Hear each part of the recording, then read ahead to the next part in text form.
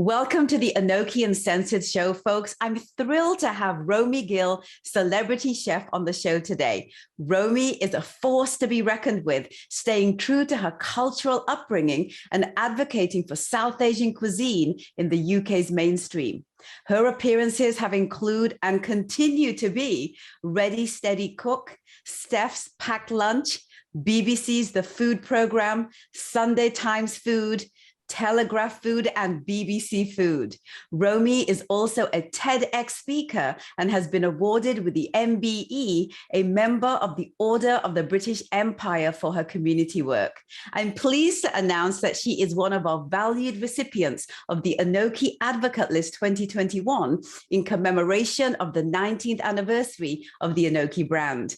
Congratulations for making the list this year, Romy, and I welcome you to this special edition of the Anokhi Uncensored show.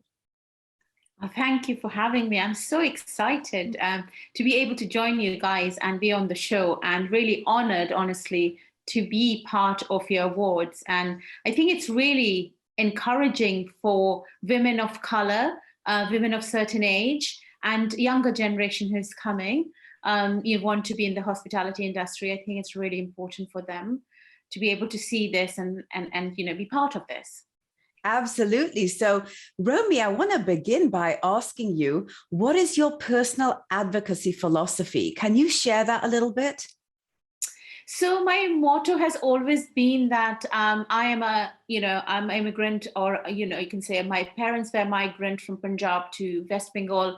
So I came here in the UK. My daughters are first generation. So when you kind of move from a different country, you take your language, you take the food you grew up eating, and of course, no matter how much, I'm always going to be a woman of color. So you have to understand that I will have to find my way, work maybe harder, 99% harder, 1% luck. For me, it's always been that. I think the working hard part has always been my motto. And also finding a mentor is really, really important, because a mentor in your hospitality or acting or anything which you want to do, I think finding the right mentor who can guide you, who can help you when you're in dark places or you're in good places, that you can help people. I think that has been my philosophy. My philosophy has always been never, never be afraid of asking people. But what are people going to say? Either yes or no. So if I didn't have a godfather or godmother in the industry, so in order to be able to get people recognize me or eat my food, for me it was very important that people first eat my food and then understand who am I and everything. I think food speaks. Food is a language that connects people. You share your food, your culture, people will warm up to you. I think that has always been my philosophy, that you have to work hard. I have never been lucky that somebody's come over to me and said, oh, you can get this. But I think work hard ethos and a mentor is really important. I absolutely love that answer. So I want to ask you this, Romy, how does what you believe in translate over into your professional role as a celebrity chef who specializes specifically, as you mentioned, in Indian cuisine? So for me, I'm very, very grateful to my parents. Sadly, my mom's no more. She passed a few years ago. But I believe that my dad was very young when he moved from Punjab to another state of India. India is a very big country. Yes. We speak different languages. We look different. We have different rituals, different cultures, different ways and techniques of cooking food. So Indian food is not just Indian. So I was very, very lucky that my dad worked in a steel plant, and I was born there. I grew up there. So I had an understanding of Indian food in a very different way to many Indian chefs or Southeast Asian chefs who are from in different parts of India. But I think because of my foundation was so good that I understand Bengal, I spoke 5 Indian languages fluently. So I had understanding of really Punjabi food in our house. Mum would cook Bengali food with my friend's house, or people from Kerala or Rajasthan or Kashmiri food. I think that kind of really involved when I came over here and when I opened a restaurant and I became a self-taught chef. I think that for me, stayed very much true to my roots in a way that the food that I used to eat with my friends on a street food, my influences are very much from street food, because street food is so delicious, so Moorish, so you want to go back to it, and it's cooked in front of you. So I took that ethos and my mom and dad, and I kind of did that. But I also call myself a British Indian chef because I have come from one homeland to, this is my homeland now. I live here. This is that's why I call myself a British Indian chef. And that kind of use the produce of this country, but get, my back to roots and how I grew up eating. So I also am very creative. You have to be creative as a chef. You're still learning, you still learn. You can't say I'm a chef, I know everything. I travel. So I'm a travel and food writer as well. I travel different parts of India. I live in the shoes of those people. I cook the food with them. I eat the food with them. Then I kind of tell a story about these people. I think you have to, as a chef. You cannot just say, or a travel writer or whatever kind of writer. You have to, even if you can't travel, let's say any part of any country, if you travel from one within that country, learn from that country about the regional food. I think for me, Indian food is not Indian. It's so vast. And I have so much to learn still, Absolutely. And, I think that's the key here is always being the student to your craft. And so I want to ask you this, why is advocating for Indian cuisine so important to you? It's really important to me because I am Indian, and I come from a culture where food is the main focus of everything. Have a wedding or any kind of thing, food becomes, who's going to do this, it's going to do that. So I have seen my grandmas, any kind of celebration, they all come together, the samosa making, how they made and how I make. So I kind of took that from it. So I wanted to share with people that yes, Indian food, we have these curry houses in the UK, which actually have a lot of respect for them, because if the curry houses did not, open these curry houses and did not introduce the British people to the Indian food or so-called curry, Indian food, I wouldn't be here today. I wouldn't be there today, and it would have taken us a long time. So have respect. That doesn't mean that I'm going to eat that food. So I think for me, I teach people that Indian food is Punjabi food, there's Bihari food, there's Bengali food, there's South. Even if you go to South India, you can't just say South Indian food. There's Keralian food, there's food from, Andhra Pradesh, or food is so, so different. So my next book, which I'm writing from Kashmir to Leh, the food is so different. So I think teaching people, and because with travel, people now travel, a lot of youngsters travel, now they understand that Indian food is just not Indian, it's very regional, and we speak so many different languages. I think that has always been I don't sit on social medias and fight about cultural appropriation, because for me, I can cook a cheese and toast and put some chilies in it, and that's how I would do it.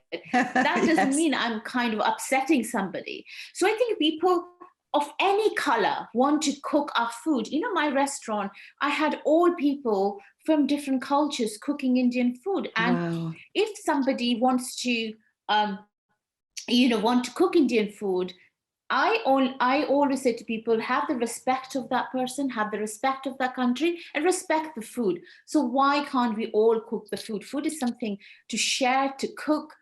Food is it's a joyous, it's very happy. For me, it's very joyous moment when I cook in the kitchen, as I have my days. But it's a very joyous thing for me. It's something which brings me happiness. Absolutely. And I think that's, the big key here in what you just shared with us, Romy, is that when people think of Indian cuisine, they think it's all one type of cuisine. And I think that specific advocacy, that the journey that you're on with this particular cookbook that you're also launching, with all of what you've done so far, has been to shed a light and shine, a light on just the diversity of what Indian cuisine means. And I think that really is a key takeaway from our discussion today.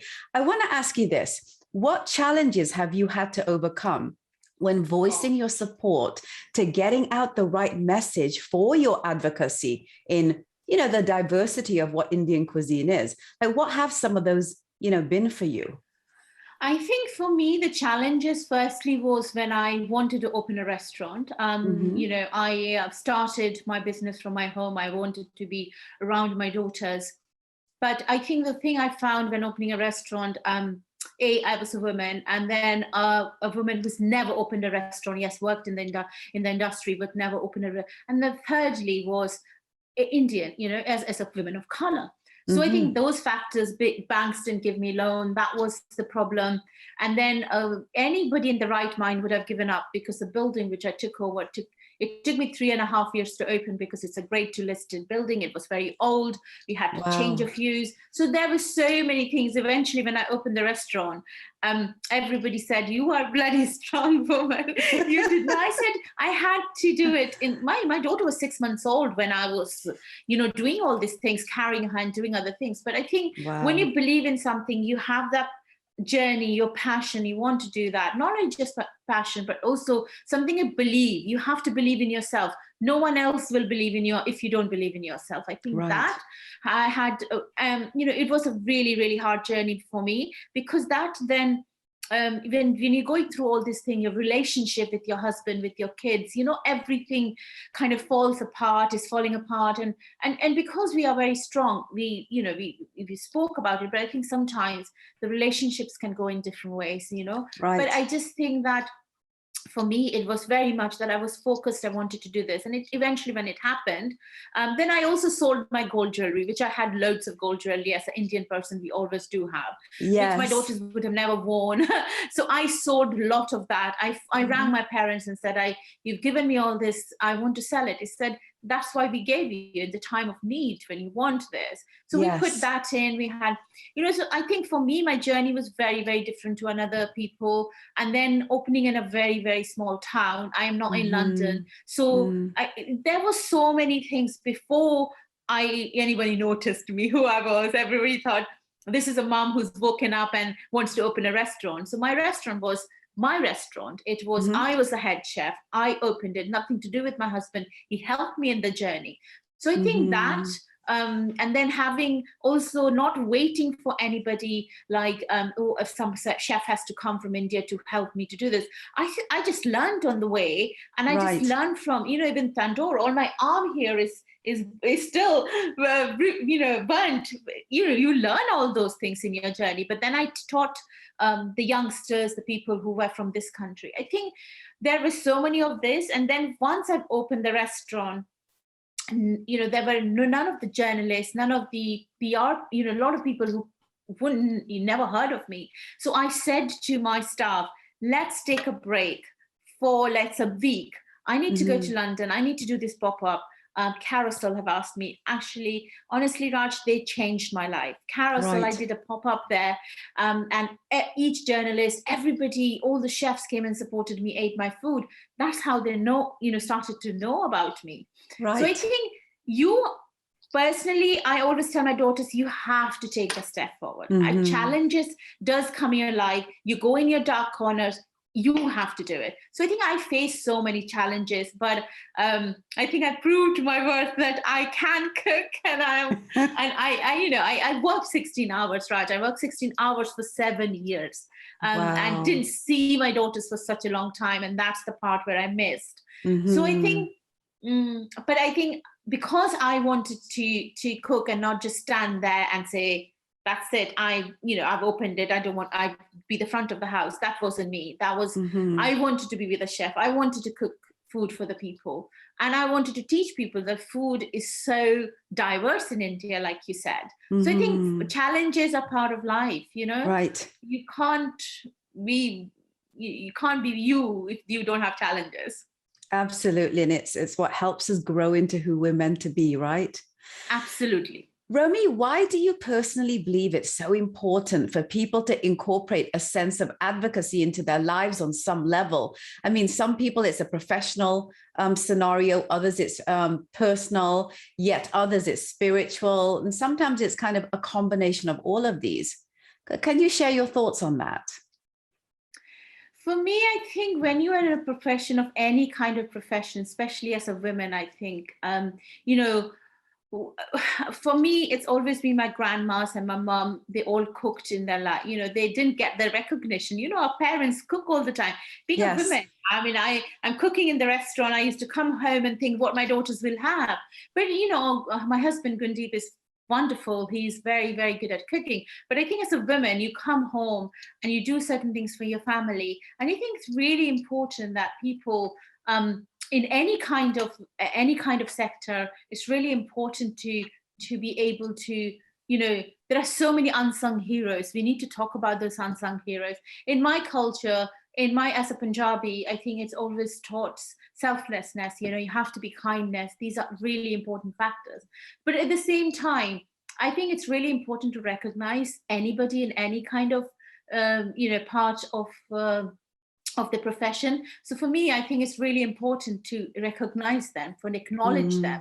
That's what I think it gives you a sense that somebody does care about what you're doing. Somebody's out there who's looking, and it's really important for younger generation. For me, when I'm gone, I want somebody, for example, Mother Jaffrey completely change for where I am on TV today or in radio or whatever I'm doing, or an author, is because she opened those doors for us. Right. Because as a woman of color, she opened those doors in 80s when we wouldn't have thought about it, I think. And then look at how she's still amazing. So I think that we should always and then the younger generation, what I've done, coming from a small town, never in a million years would have thought I would get an MBE, and I didn't even know what an MBE was.